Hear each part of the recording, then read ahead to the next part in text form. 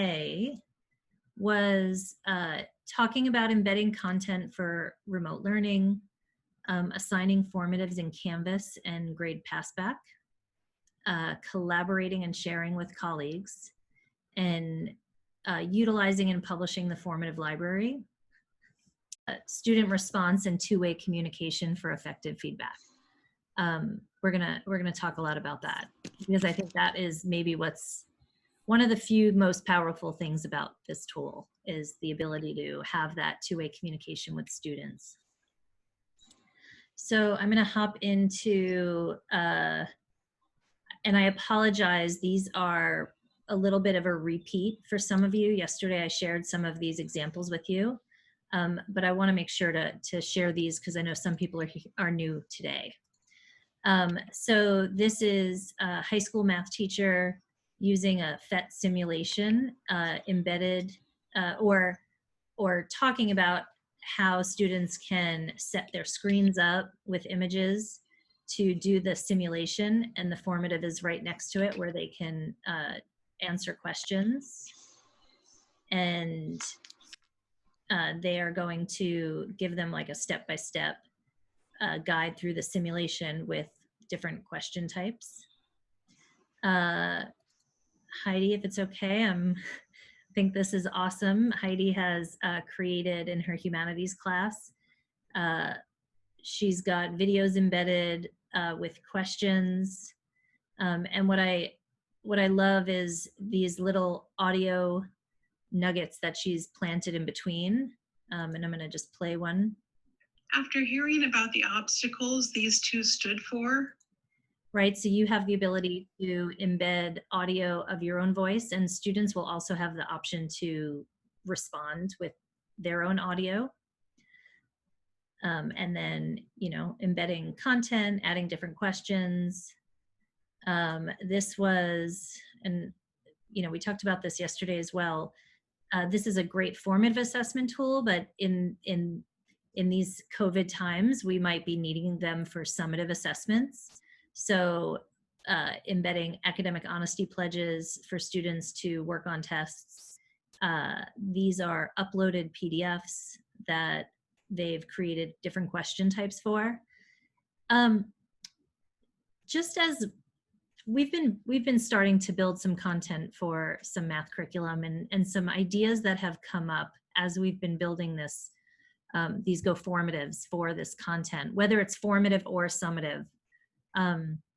We've been thinking about the idea that because students are not right in the classroom with us, that we have an opportunity to create worked examples and upload those worked examples for students before they start the task, maybe at the beginning of the task, so they have an idea of what we're looking for. It's not a big mystery. So, and I can share an example. I think I'm going to do that because I think this is good.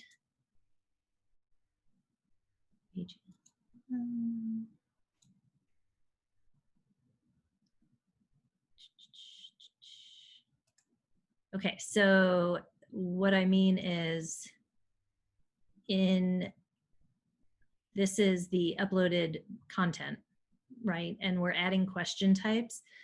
But instead of the first question having the students answer the first question as it's written here, it's turned into an opportunity to just create a worked example and share it right out of the gate with kids, because then they're going to do more examples like this on their own. So this way they have an idea of what we're looking for. So something to think about as you're embedding content for remote learning. And let's see. This is another example of a science teacher adding pictures, asking their kids to take a picture and upload it here so students can upload their own pictures here. I know some teachers have had their kids take pictures of their notes and put them into their formative. So some things to think about there. And Something that I know a lot of you in here have used this feature before or used Formative before, and some of you are, some people have asked me this question, and I just found out today that when a student changes a response to something you've already graded, you get a little notification.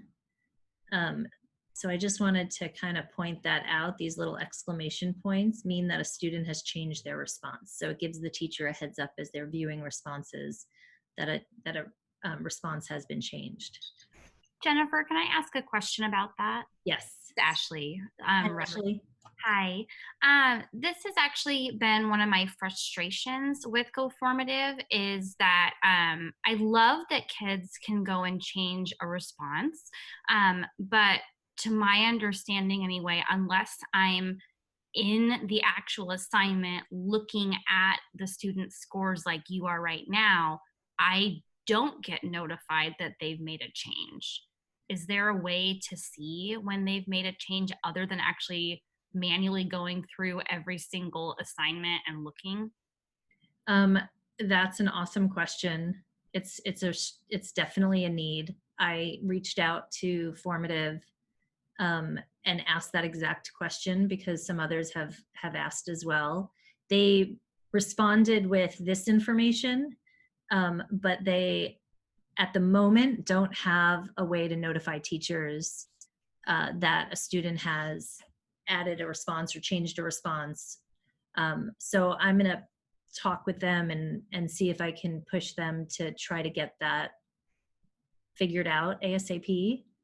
Um, I'm going to meet with them and try to figure out if there's some sort of workaround to that problem, because I think that is a big problem for teachers is they don't know if students have come back in and changed anything, and if they're using Canvas Gradebook and they've already posted grades, but a student comes back later and changes it, that wouldn't be reflected in the Canvas Gradebook until a teacher knows to go do that. So I'll definitely bring that up with them and try to press them on creating some way for that to happen.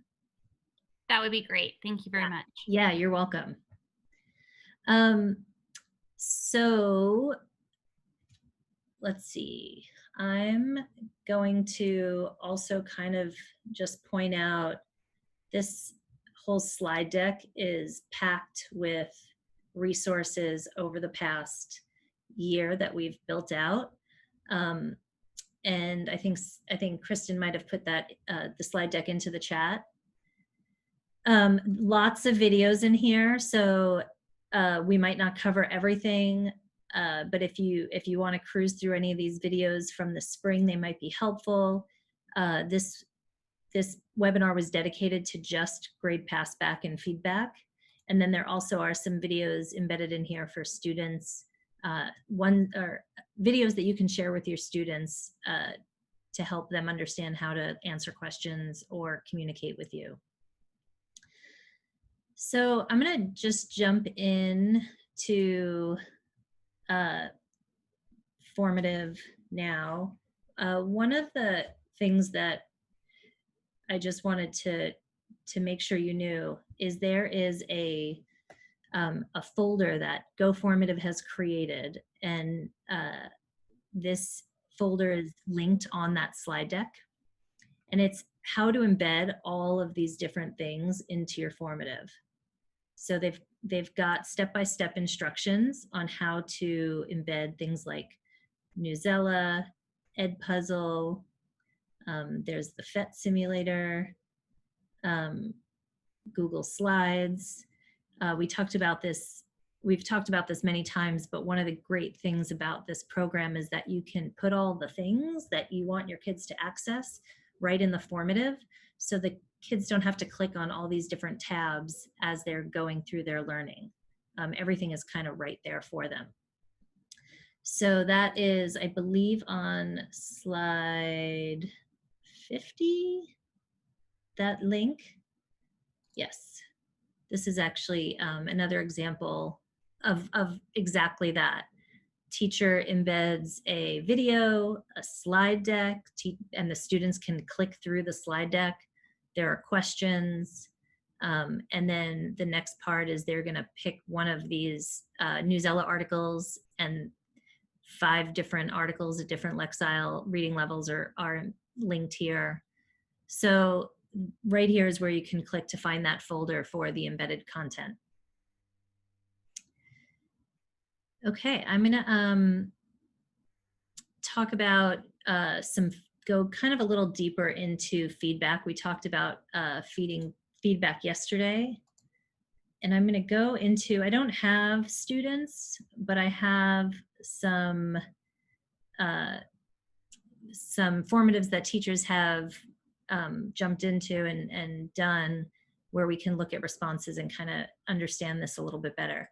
So I put something like this in, and I'll bring this up again, but I created a little image so that students, just to make sure for the first several formatives that kids do, that they know they're doing it the right way. So the way that I added this little thing right here, this little text box is, and this is available to you if you want to do it. I go to the top of the formative, I hit the plus sign, and I grab from the item bank, and I'm going to search from existing questions.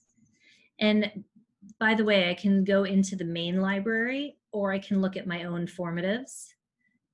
So I created a stop and submit formative, which I also posted to the public library. So you should be able to, or the Beaverton library at least. So you should be able to see it in there.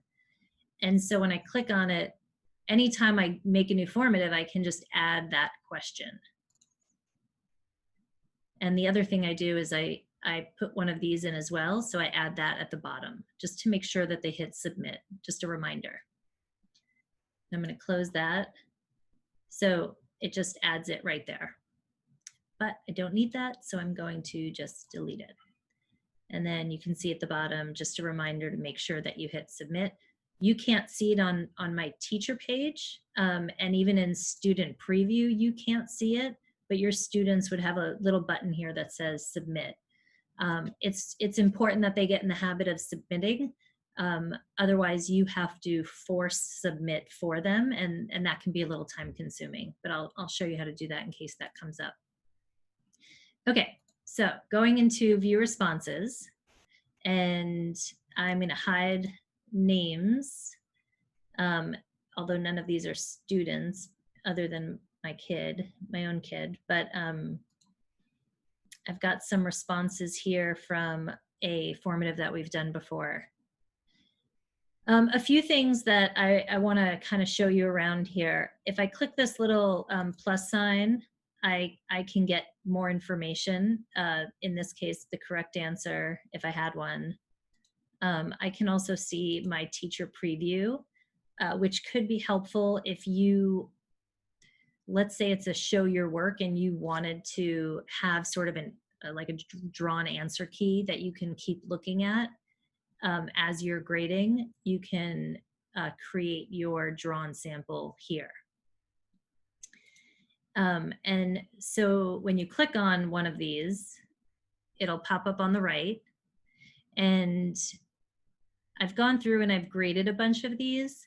A quick way to grade an individual problem is to click these little arrows at the top and the bottom, and you can quickly cruise through different students' answers to that one problem. So you can just stay focused on that one problem. There's also the number here. If I'm on this particular student and I start clicking the left or right arrows, I can look at that student's response for each question. Another option is if I'm on the totals page. So I'm up here along this gray bar. It's an 8-question formative, and I'm looking at the total of all of them. If I click on a student, I can see all their work in one place. So I could look at their whole assessment as a whole.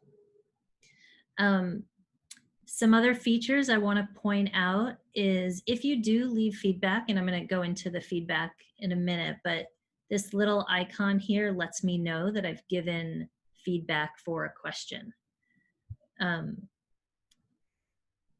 So I can like quickly scan and say, okay, this student needs feedback. So I can click right there on that box and then type in some feedback. So I have options to type stuff in. I can hit this little plus sign. By the way, this little plus sign icon, you see this all over when you're building formatives, and it always brings up the exact same menu. So this plus sign allows you, whether you're creating and building a formative or you're in feedback, you can add an audio response, you can embed something, you've got emojis, you can upload an image. Maybe you've worked an example and you want to upload an image of that worked example to kind of get student on the right track. There is LaTeX math options, and the video, we've had several teachers talk about how in the spring, they had students who might have common mistakes, and they would create a quick little video to explain how to fix that mistake. And then they would embed that video in the feedback, which I thought was brilliant, because we talked about in the CDL 101 session yesterday, it's overwhelming for teachers with all the students that they have, and the amount of time that feedback can take. And we mentioned it's linked in that presentation. Flash feedback was written by Matthew Johnson, who did a podcast with Cult of Pedagogy, and it's an awesome one. I highly recommend listening to it. It talks about sort of these technical structures in place, and this is a great example of one. And I've thrown this out there before, but I used to be someone who would, it would take me 10 takes to create a video to send to someone. And it took so much time, and I had to get over that. And I just decided perfect is the enemy of done. I'm going to do one take. It's going to be what it is. And I can do a video in a few minutes, where if I type something out, it might take me 20, 25 minutes. So if you're not familiar with that, Nicole Carter's doing some really great sessions on creating your own videos. You might consider checking those out. She has one today at 1 o'clock. That's right. Yes. Kristen and I will be there, so maybe you'll join us. So I have these options, right? I'm just going to do an example of the audio. This is a great idea. Can you give me a little bit more information on your thinking? And that will upload. And then I can send it. And it sends to the student. The other option I have is I can draw feedback. So if a student has done a show your work type of problem, I can click draw feedback. Maybe I'm going to choose, actually purple's good, choose another color. And it's not so awesome when I'm using my trackpad and my mouse, but if you have a stylus and a tablet, GoFormative works really great on the iPad. It's seamless. And I know some people who use a GoFormative a ton prefer to use the iPad, while I prefer to use the laptop. So I think you just kind of test both and you see what feels best for you, but it works both in both platforms, great in both platforms. So I've added a little feedback, which you can see down here. And I'm going to hit send. And so now that student will also receive that feedback. And on their end, when they click it, it will show their work with my written feedback. But it's not changing their written work. I am gonna show you one of the few greatest features of Formative. when we think about efficiency in giving feedback, I can batch feedback for students. So one idea is I've gone through and I've graded this non-auto graded task. And I am going to sort students from high to low. So the ones who totally are getting it, they've floated to the top. And if I click these little circles, I've selected all 4 of those students that totally got it. And maybe these kids were really, really close, so I'm going to select them as well. And now I can give them all feedback at the same time.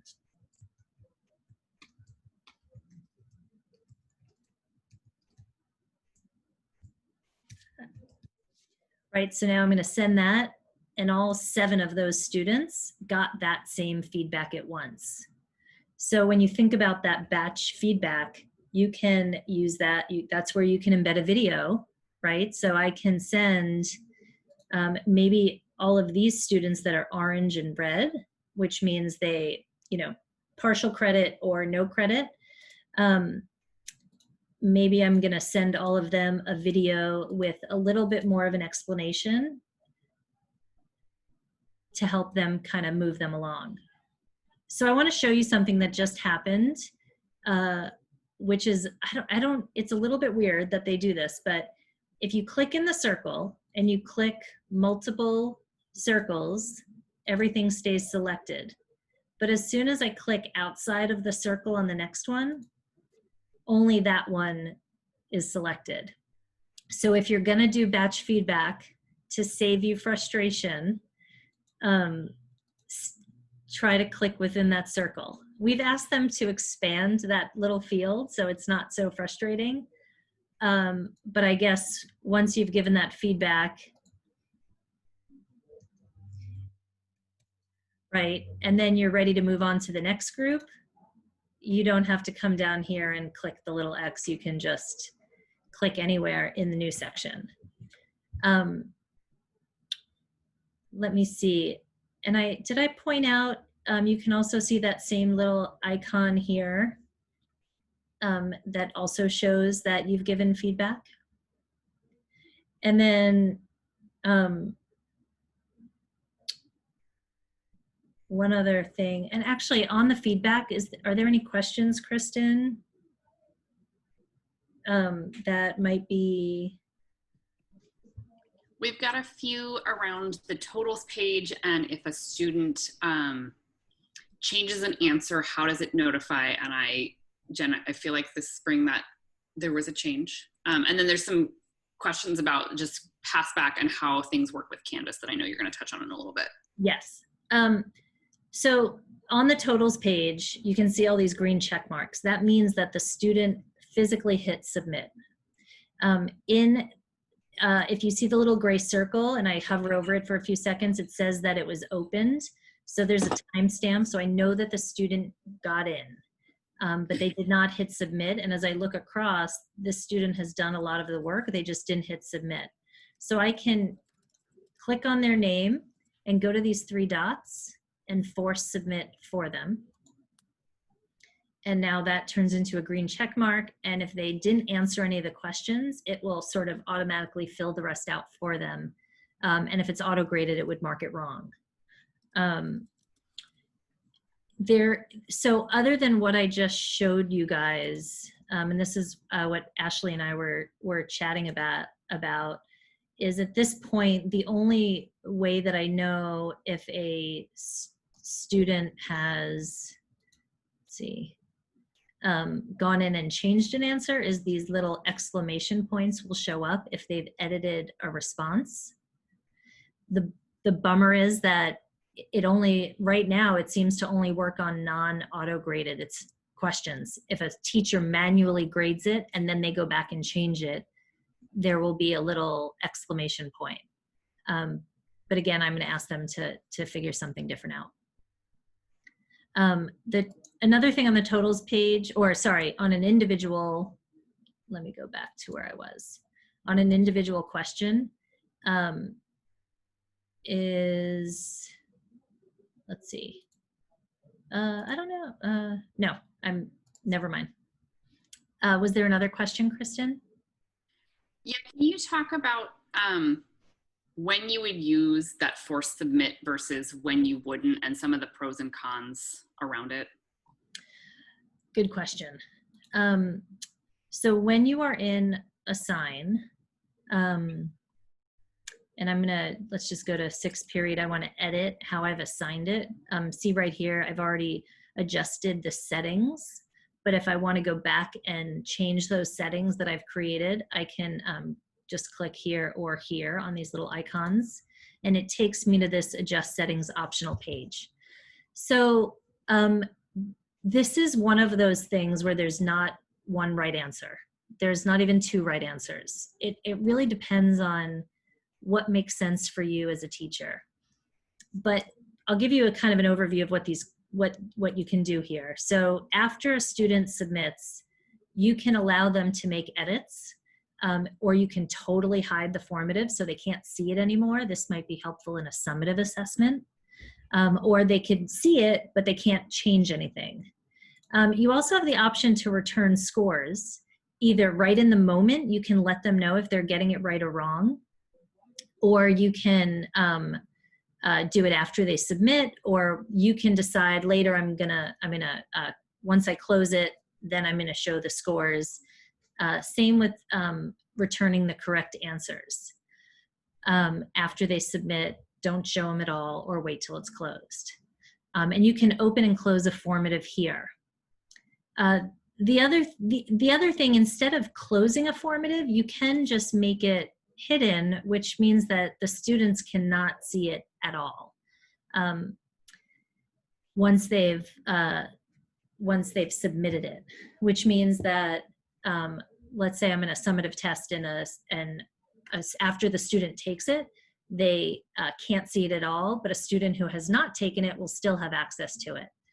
Whereas if I use the close option, if I close it at the end of the day, a student can take the test and then still see it for the rest of the day.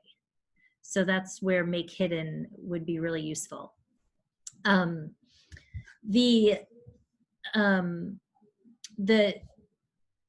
Let's see. Sorry, Kristen, you asked a question and I just got sidetracked. And I've been trying to find answers to some other things. But Jen, it was like, when would you use that forced submit versus times where you wouldn't? Like, what are the pros and cons? Thank you. So thinking about a scenario, you guys, like distance learning is a huge workload for teachers. And what becomes a big part of that workload is if a student decides that they're not going to do the work this week, they're going to, for whatever reason, they're going to start looking at it next week after it's already been assigned and due. So I think it could be a way to let our kids know, like, it's due this week. Maybe you have all week to work on it, but on Sunday night, it's kind of quote unquote closed, whether you physically close it here or not. Like, it should be done by Sunday night. And then on Monday, you come in, you look at the responses, and you notice that all your kids have not submitted. And so you can go through and force submit for that student, which would, here, this is a student that didn't do anything. So I'm going to do a force submit. And so now all the auto-graded questions are wrong.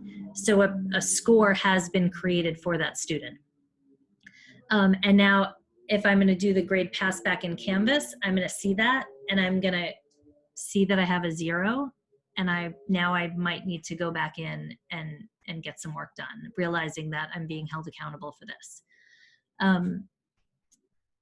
Does that kind of answer that question? Jennifer, I have a follow-up question on that.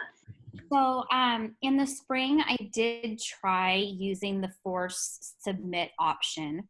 The problem I ran into with that is that then in Canvas, it shows that the student has submitted their assignment. So if I'm clicking for submit, then it gives the illusion that students are doing all of their work. Okay, so one option is to, I mean, it would show up as a 0 for the student though. Or are you doing a work completed or not completed in Canvas?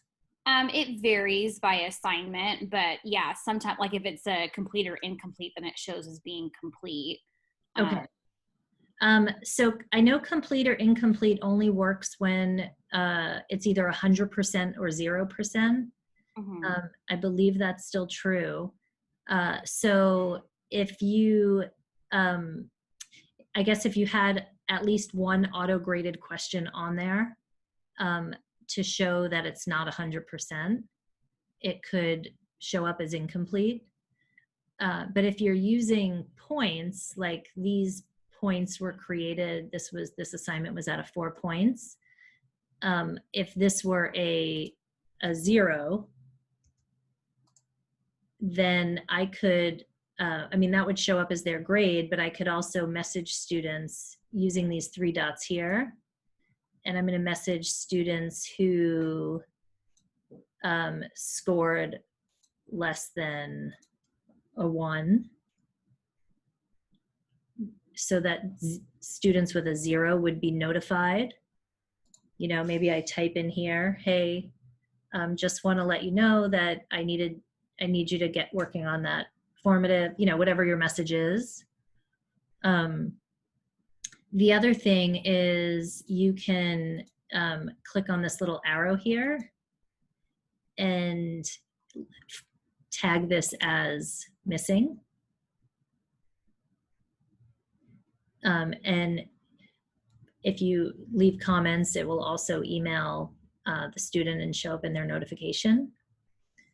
So I don't know if that helps.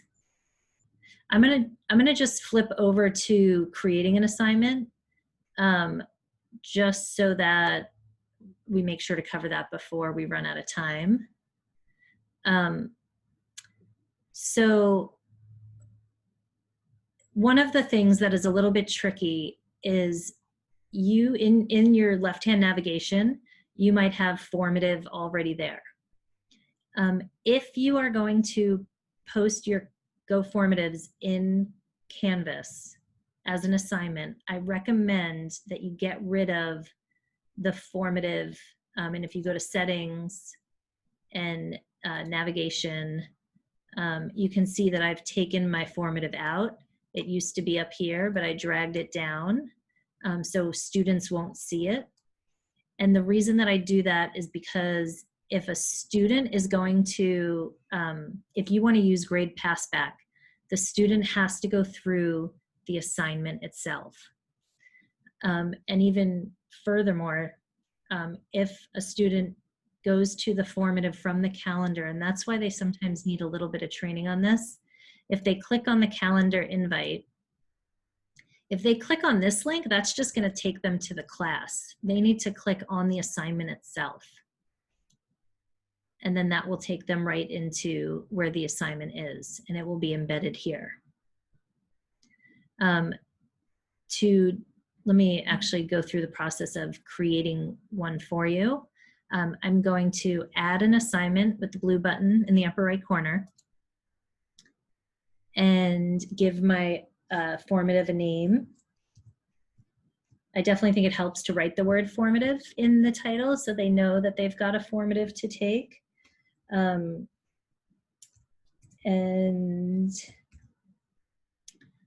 I don't actually need to put anything here. I'm going to embed with the external tool, the actual formative.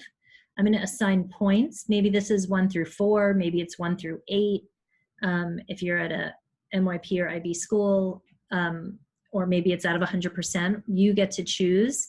Whatever the percentage is in GoFormative, it will be proportional to this point value you've assigned it. So I'm just going to go ahead and make this one worth 8. And then this is where I'm going to keep it as points. Remember, if you do complete or incomplete, the formative has to either be 0 or 100%. It can't be in between. So I'm going to go to points, and this needs to be on external tool. And then I just go to find the external tool, and you should see formative in alphabetical order here. And then all of your formatives will show up. So I'm just gonna add one that I made yesterday and hit select. Now I wanna uncheck this box because I want the formative to show up in Canvas so the kid stays in Canvas, but you don't have to do that. You could still load it in a new tab, and Grade Passback works with that one as well. And then I'm going to put a due date on it and save and publish it. And so now my formative shows up right in Canvas. Students will go take the formative, and then I don't think I assigned it, so let me go to one that I've already assigned.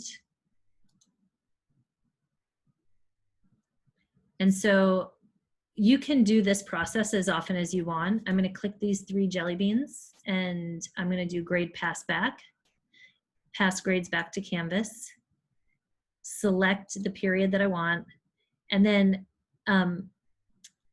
if it will automatically be checked if the score is if their formative has been submitted, the scores will be loaded, and then you just hit send. And these all went directly to the gradebook. Something to think about is it's like a little bit of a training for students to understand that they have to go through this assignment in Canvas or in the tab that loads in order for you to be able to put it in the gradebook. So if you are getting a message that says student did not do this in Canvas, they just need to go back to the formative through the actual Canvas assignment and then hit submit. Does anybody have any questions about this? Jen, can you briefly talk about how many times you need to click that grade pass back? Let's say I had a kid that was late. Do I have to click it every single time? Anytime you want to update your gradebook, yes. Okay. That's what initiates the grade pass back to happen. So if 1 out of 10 students needs to be updated, it will still sort of update the other 9, but their scores wouldn't change because nothing has changed for them. Thanks.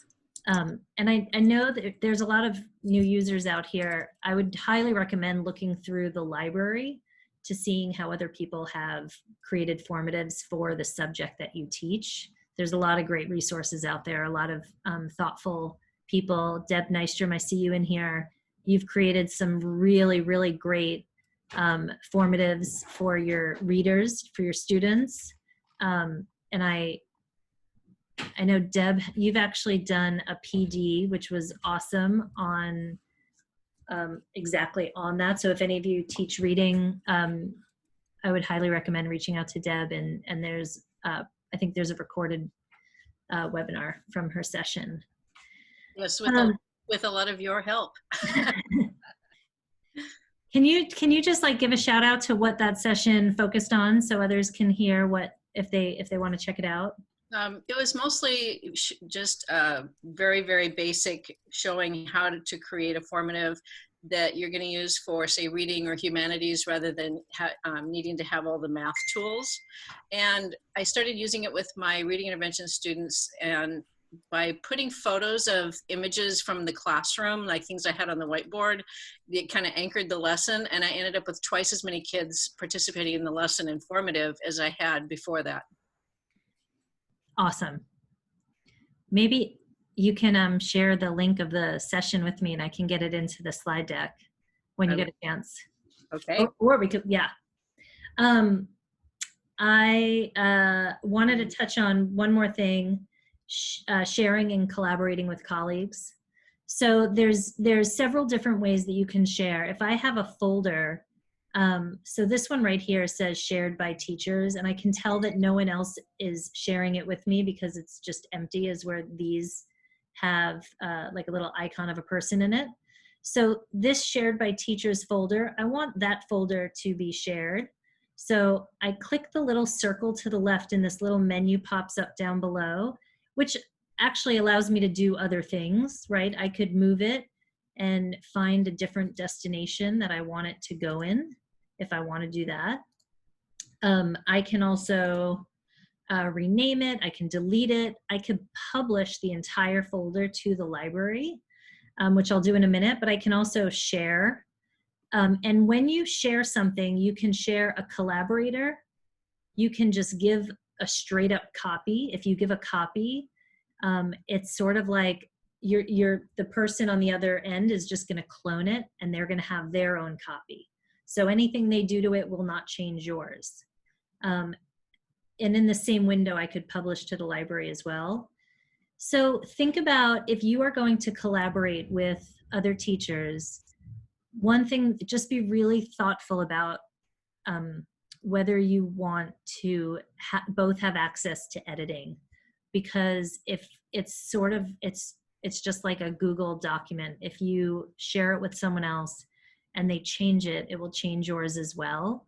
I know some teams have a shared folder, and what they do is they will sort of put the template of what they're creating, but each teacher will make a copy of, so that they each have their own and kind of put their name with it, just so the teachers know this one's mine, but it's in our shared folder.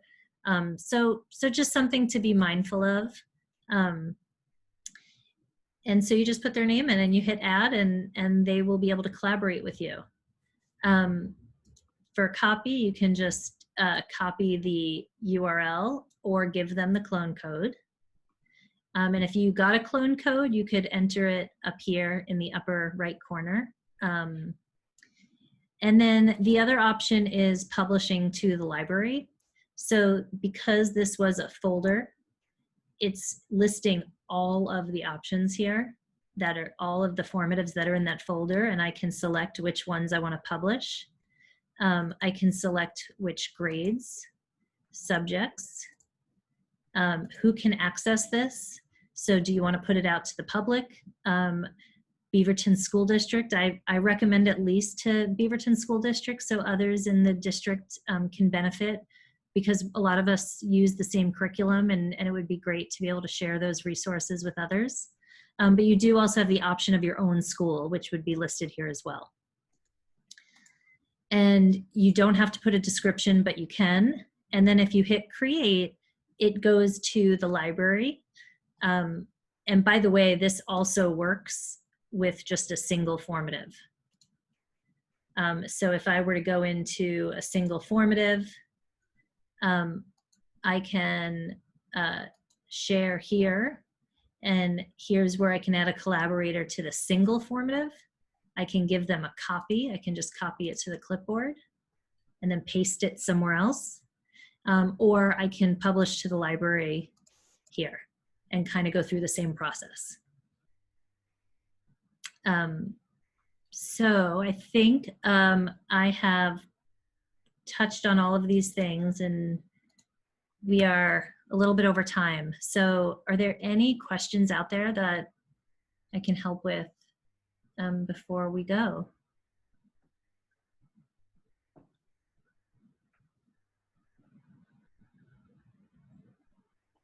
Rapidly scrambling to grab my mute and unmute.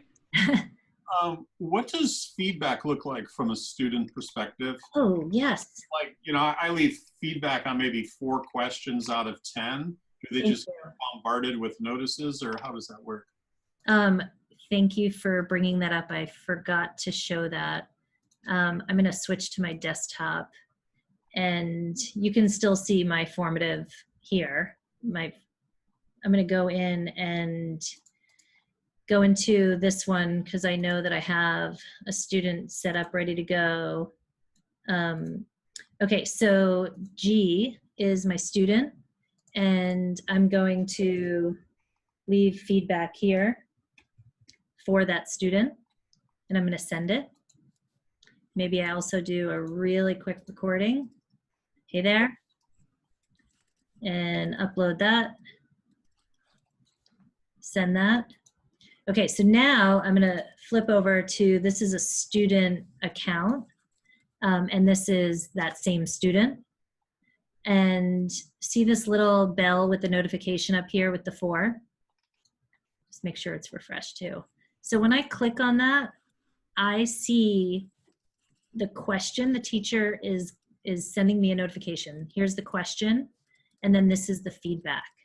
So I can click on it, and it takes me right to that question in that formative. And so then I, as the student, see the feedback. I can listen to what the teacher said. I can send a message back. And now I'm going to go over to this side and refresh. Now I'm back in my teacher account, and I see that I have a notification, and G sent me a message back. So it was almost like chatting with the student was my experience. If they're not informative, if they're taking a formative when it's embedded in Canvas, will they see that notification? Yes. The window, it's literally in Canvas. It's literally just a window to GoFormative. So it looks exactly the same. All those features are exactly the same. In fact, if you are in your Canvas and you've created an assignment and you notice that students are, I mean, even here, I can go in and edit my formative, view my responses, assign it. I can do all that within the Canvas window as well. If you edit a formative after you have already assigned it within Canvas, will it update in real time for students, or will it only affect students who haven't yet opened or submitted the assignment? It will update real time for students because really all this is a window into GoFormative. So anything you change is going to automatically be changed on the student side. Okay. And I was also wondering, when you have, like I know that you can have it automatically submit like the scores to the students either as they answer or immediately after or not at all.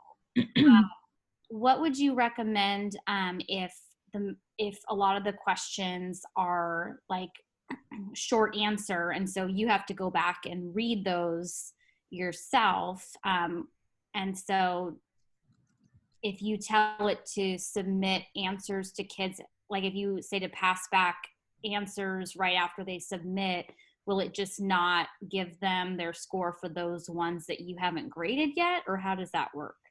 Yeah, that's kind of tricky because if you do a short answer question, you do have the option of putting in the correct answer, but it's not, what's tricky is it might not be the exact way the student puts it in, and it would mark it, it could mark it wrong.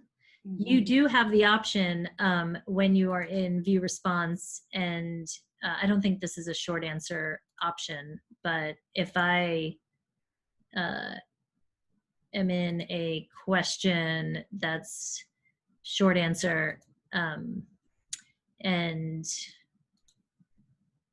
I can change this I do have the option of it asks me, do you want to change this for all of them? But it gets tricky because there can be infinite ways that kids put an answer in. Some things that help is if you try to be very specific in your question type, how you want kids to respond.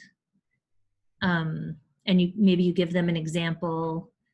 But if it's going to be auto-graded, those need to match pretty much exactly. There used to be, and I'm not sure why I'm not seeing it now, there used to be maybe they got rid of it and I don't know why, but there was a little tag that allowed you to have like a close enough answer, but it doesn't seem to be there now.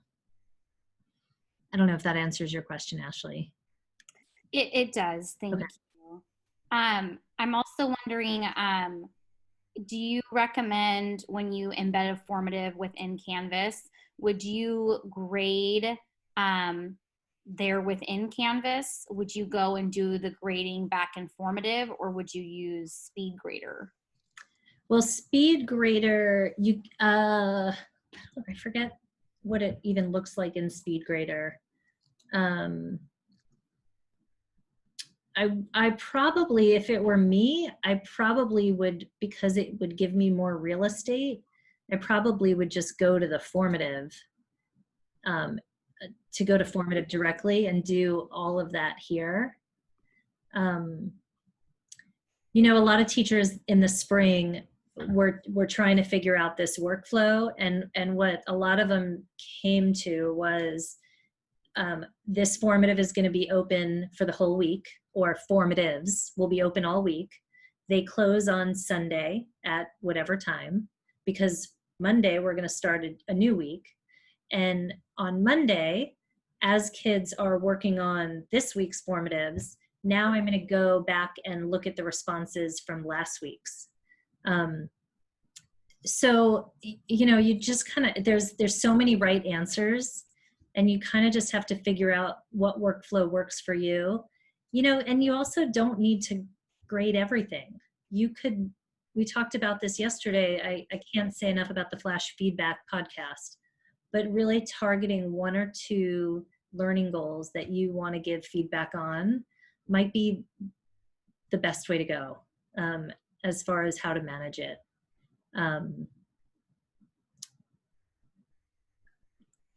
But then if you're in continuing with that idea where you have this open for the week, and then it's kind of quote unquote closed, now that gives you a chance to get students correct scores, because if it's an auto-graded question and you put it in as one way, but a student puts it in correctly in a different format and it gets marked wrong, they might get information that they've done it wrong when actually it was correct.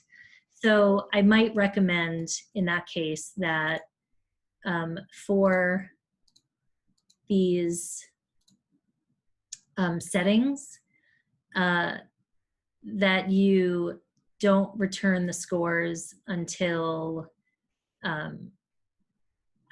sort of you've closed it, and then kids won't see I've gotten so much wrong, but actually you did it right. You just, the auto graded kind of messed things up for you. Does that kind of make sense? I mean, and some teachers actually do allow edits and they show scores instantly. And what happens then is, this is my 6th period, on the student side, these little colors will show up. So as the student, I know that number 2 is partial credit. Red means I got that one wrong. Let me go to number 3 and do it again, because I got number 3 wrong. So I'm going to put a different answer in and submit. And now I see that I got 3 correct. So I think it just depends on what your goals are for them to do the formative. Do you just want it to be like a process they go through where they are getting this instant feedback? Or can they wait till the end of the week, so you've had a chance to kind of look through the responses from the classes?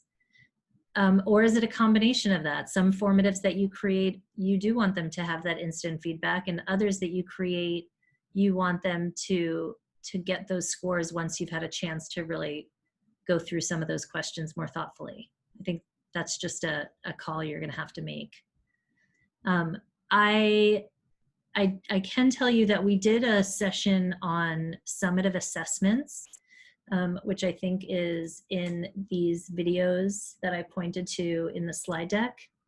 And let's see, there is, maybe it's not in here, but if I go to the link with all the videos in it, we did one on assessments.